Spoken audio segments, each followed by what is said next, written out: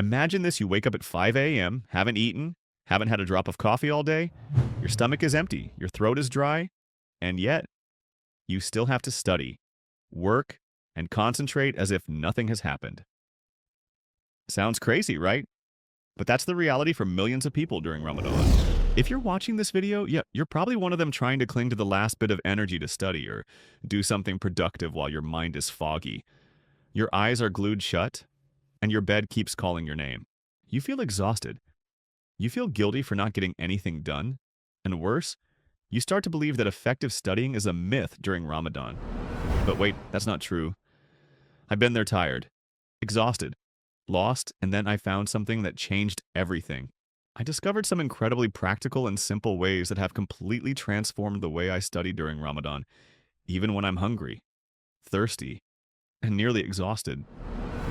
They work so well that I wish I'd known about them sooner. So, in this journey, I'm going to share with you 6 study tips that will help you not only survive Ramadan, but also study more effectively than when you're not fasting. Sounds counterintuitive, right? But keep reading. Because by the end of the video, you might realize Ramadan doesn't make you weak. In fact, if you know how to use it, it can be your secret weapon to help you learn faster, focus better, and be more disciplined than anyone else. Ready? The journey begins now. Here's the first thing you need to remember. Ramadan doesn't make you weaker. It's your mindset that makes you weaker. Stop and look at the truth. Fasting is not an excuse to give up. Ramadan is not an obstacle. In fact, it's an opportunity, a chance you only get once a year to practice something that most students and adults today are sorely lacking: discipline. When you can't rely on coffee to stay awake, sweets to keep you energized, or water to soothe your body, what are you left with? Willpower? And you know what?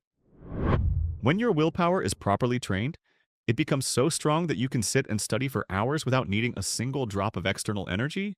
We often blame ourselves: I'm too tired, I can't concentrate, I'm fasting. But try to change that thinking a little. If I can fast, I can also study. Simple. No excuses. Ramadan doesn't take away your strength. It reveals strength you never believed you had. Think about it: every day you fast as a victory over yourself. You've proven that you can do something difficult. So, isn't sitting down to study for 45 minutes or an hour a much smaller challenge? I know you may be tired, hungry, and thirsty, but if you study with a clear purpose, not just to get good grades, but to build resilience and become a better version of yourself, you'll realize something very strange. Your body may be tired, but your mind is not. Every time you sit down to study for even 15 minutes while others are resting, you are building an invisible muscle, your mental strength, and it will take you further than any tool you have ever had.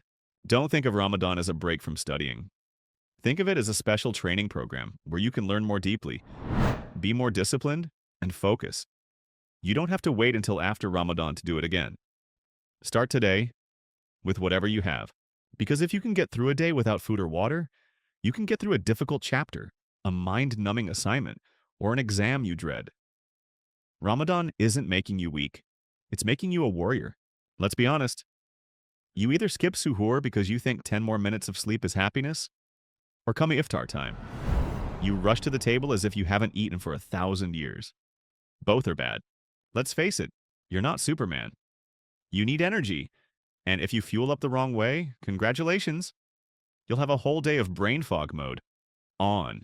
Eyes drowsy, head spinning like a pinwheel. No cap. So how to eat smart first is suhoor, the power breakfast. This is not the time to eat for fun. This is the time to fuel your brain to function all day. Choose real foods, not sweet things like cheap syrup. You need slow carbs oats, brown rice, sweet potatoes, things that keep your energy up and running, not up and down. Add in some good protein: eggs, tuna, chicken breast, or if you're vegetarian, lentils, nuts, Greek yogurt.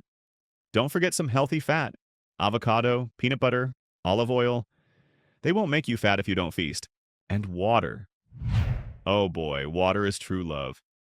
Drink like you're a cactus that's just returned to the desert.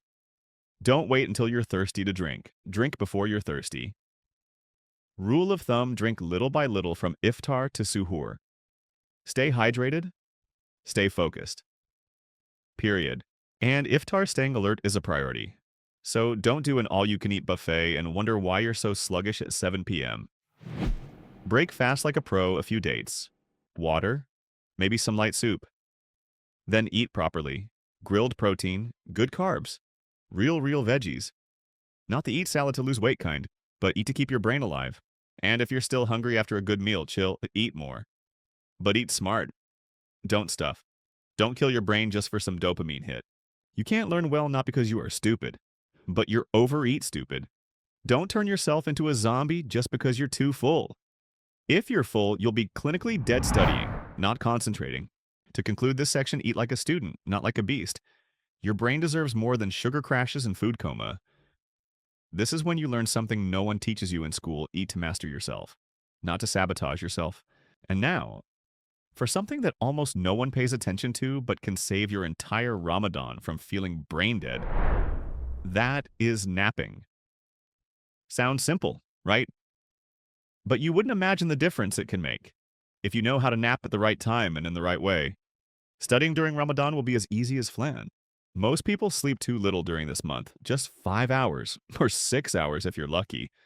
So it's no wonder you find yourself feeling lethargic, as if your brain is spinning like you've just been kicked out of a dream. Napping is not just an option, it's a necessity. Just like a phone battery, when if you don't charge it, it dies. It's that simple. The ideal time to nap is right after school or work. A nap of 1.5 hours is best, as it allows for a complete deep sleep cycle. However, if you don't have that much time, a 20-minute power nap is sufficient to reset your brain. Like hitting the refresh button on your browser, after a good nap, you'll find yourself more alert, remembering more, and having the energy to attend Tarawih or study a bit later. Trust me, napping isn't laziness. It's a survival strategy, especially during Ramadan. If you're worried about falling asleep during iftar, set an alarm. Use a countdown timer, or ask your mom to wake you up. Just don't miss out on the precious evening. And hey, don't wait until you're lying on your desk to say, "I wish I could sleep." Just do it. Your brain will thank you by functioning at its peak in the evening. Finally, remember this: Ramadan isn't a month to take a break from studying. It's an opportunity to take control of your time, train your willpower, and learn to study smarter. Instead of complaining, "I'm so tired," use tactics like napping to regain control. Sleeping the wrong way makes you a zombie. Sleeping the right way makes you a warrior. Choose wisely. Now I'm going to give you a powerful tip that many people overlook: study groups. Yes, it sounds simple, but don't underestimate the power of having teammates. You don't need to be a nerd or an extrovert. You just need a few people who are struggling just like you, hungry, tired, and trying not to crash your GPA. The truth is, if you study alone, you're more likely to give up on yourself. But if you have people working together, you have a reason to keep going. Why? Because you know there's someone waiting for you, studying with you, reminding you, "Hey, get on Zoom. You still haven't finished biology today?" The feeling of being hungry while seeing other people trying to concentrate on studying.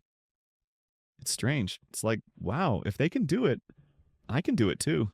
Not to mention, you can share materials, explain difficult lessons to each other, and most importantly, create positive pressure. Sometimes just having someone ask, "Have you studied yet?" is enough to make you hesitate to be lazy. Psychology shows that everyone wants to save face a little, right? And frankly, studying in groups is much more fun. You can complain together, release a little, then get back to focusing. Sometimes just having someone text, "Come on, iftar is coming," is enough to give you the energy to finish your lesson. Studying in groups can be online, offline, through video calls, or simply texting each other every night.